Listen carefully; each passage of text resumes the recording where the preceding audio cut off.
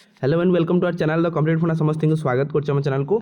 देखंतु आपण गोटे गुरुत्वपूर्ण न्यूज जो थी कि आपण मानकर 39,505 जोटा 39,505 नियुक्ति होता बेले आपण मानकर 49,632 जन अवसर नहीं। तो आप देखो जी नियुक्ति आ सहित आप अवसर केते गैप रोचे पाखापाखि 10,000 भाई आपर गैप रोचे।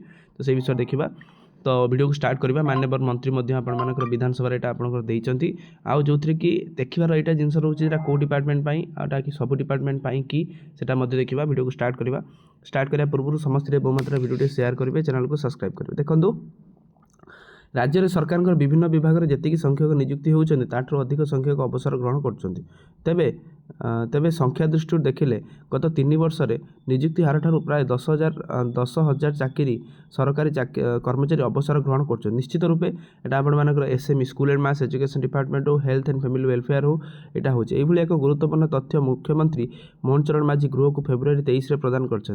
बीजेडी सदस्या सुभाषिनी जेना प्रश्नर उत्तर में मुख्यमंत्री गृह को दर्शाई जे गत 3 वर्ष मध्य राज्य सरकार अधीन में 49,632 संख्यक सरकारी कर्मचारी अवसर ग्रहण कर। 3 वर्ष यहाँ कर 40,474 जन पूर्णांग पेंशन मंजूरी होता बेले 9,185 जन पूर्णांग पेंशन मंजूरी हो पारि नहीं। पूर्णांग पेंशन मंजूरी हो न अवसर कर्मचारी को प्रोविजनाल पेंशन मंजूरी प्रतिदान कर। मुख्यमंत्री बीजेडी सदस्य अरुण झाऊ प्रश्नर उत्तर दी कहते राज्य में 2024 जून 12 पर आपण मानकर 39,505 जन को नियुक्ति दि जाए। तेबे विभाग वारी उत्तर मुख्यमंत्री 2021 अक्टोबर 8 रु 27 विभाग नियुक्ति संक्रांतीय तथ्य गृह देइछन्ति।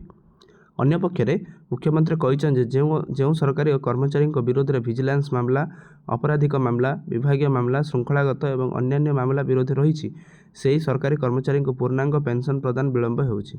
एही निष्पत्ति को सुगम करने साधारण प्रशासन और साधारण अभियोग विभाग द्वारा पत्र 2024 डिसेम्बर 27 समस्त पेंशन कर्मकर्ता कर्मचारी कार्यालय अति कम अनुशासन सचिव पाइहा जड़े अधिकारी वरिष्ठ अधिकारी अधीन में स्थायी सहायता केन्द्र खोलिया मार्गदर्शन कर। उक्त सहायक केन्द्र माध्यम आवेदनकारी माने पेंशन पाई उपयुक्त समय आवेदन करिपारिबा से संबंध में जिज्ञासा संचय दूर करने सहायता नहीं पारे बोली मुख्यमंत्री मोहन चरण माझी कहते। कहबार उद्देश्य आपंकर एतिक रहा ओडिशा रे आपण मानकर जेतिकी परिमाण में नियुक्ति दि जाऊ नाही सेतिकी परिमाण में आपण मानकर रिटायरमेंट होउछि। आपण मान देखंतु शिक्षा विभाग रे तो गोटे टीचर अंडर रे आपण मानकर केते छुआ रहउचंती जोटा आपण मान स्टूडेंट टीचर रेशियो जोटा हमर 30:1 रहबा कथा एबेटा केते 1:1 आपण मान एटा डिसाइड करिवे जोटा कि कौटी ना कौटी ओडिशार शिक्षा व्यवस्थार मेरुदंड भांगिया वाली परिस्थिति सृष्टि करुच्ची। किंतु गवर्नमेंट से किसी जायज ना।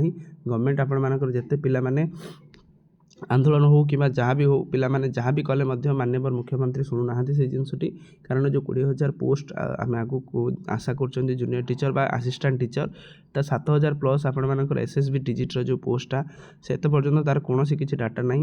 बीटी आरटीआई अनुसार मागिले किसी डाटा ना कि आपण मानकर विभाग को जाई पचारे किसी डाटा ना। से 9 मार्च रे आपनकर गोटे गुरुत्वपूर्ण आंदोलन होगापी जाऊँगी।